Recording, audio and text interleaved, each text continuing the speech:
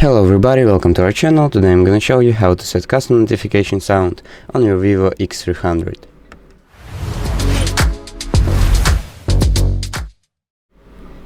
If you want to set a custom notification sound on your VIVO X300, it's very simple. So, first of all, open up Google or any other browser you'll use and download a custom notification sound. When you did, open up your settings,